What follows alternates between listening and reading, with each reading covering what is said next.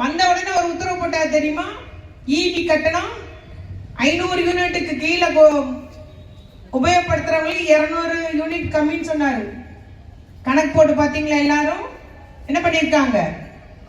சத்தம் இல்லாம இன்னைக்கு 2 மடங்காக விலை ஏற்றப்பட்டுள்ளது. ஈபி கட்டணம் உயர்த்தப்பட்டுள்ளது. கணக்கு போட்டு பாருங்க எல்லாரும். உங்களுக்கு 100 யூனிட் தளபதியார் ஆட்சியில குறைக்கும் போது எவ்வளவு இருந்தது கட்டணம், இப்ப எவ்வளவு இருக்குன்னு பாருங்க. சத்தம் இல்லாமல் ஈபி கட்டணம் ஒரு யூனிட்டுக்கு 2 மடங்காக்கப்பட்டுள்ளது ரேட்டு. இப்ப 4 ரூபா 50 பைசா, அன்னைக்கு 2 ரூபா 40 பைசா, இன்னைக்கு 4 ரூபா 50 பைசா. கரெக்ட், உயர்த்தப்பட்டுள்ளது. சத்தமே இல்லாம மின் கட்டணம் உயர்த்தப்பட்டிருக்கு. ஆகவே எந்த அளவுக்கு பொய்யான செய்தி அவங்க பரப்புகிறாங்க நீங்க அறிஞ்சு கொள்ள முடியும். முன்னே விட்ட அளவுக்கு விலைவாசி ஏறுகிறது. மின்வெட்டு எல்லா இடமும் கரண்ட் கட்டுன்றது தொடர்ச்சியா இருக்குது. நிறைய இடங்கள்ல அது யாரும் கேள்வி கேட்க முடியல, புகார் சொல்ல முடியல. எதுக்கு கரண்ட் கட்டாதுன்னே தெரியல. இவங்க ஆட்சி வந்ததுல இருந்து கரண்ட் கட்டு என்பது, மின்வெட்டு என்பது சாதாரணமா நடக்கிற ஒரு நிகழ்வாகி போச்சு.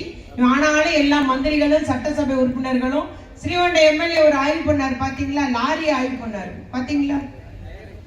டயர் ஆய்வு பண்றாரு. ஏங்க சரக்கு உள்ள ரேஷன் பொருள் வந்திருக்கு, நீ நிறுத்திட்டு டயர் ஆய்வு பண்றீங்க. இதுதான் அங்க உள்ள எல்லா எம்எல்ஏக்களுடைய நிலைமையும் தரமும். இதுதான் என்ன பண்ண போறாங்களோ. கோமாளிகளின் கும்மாளமாக சட்டசபை இருக்க போது நம்ம 2 எம்எல்ஏ நீங்க நல்லா கூடுன்னு அவர்களுக்கு கொடுக்க வேண்டும் என்று கூறிக்கொண்டு, அத்தனை பேருக்கும் தொடர்ச்சியாக இந்த பஞ்ச் டயலாக் ஆட்சிக்கு நிச்சயமாக ஒரு முடிவு கொடுக்கணும். வெறுமனே வசனம் பேசி நடித்து விட்டு மேடையில பேசுறாரு, அவ்வளவுதான்.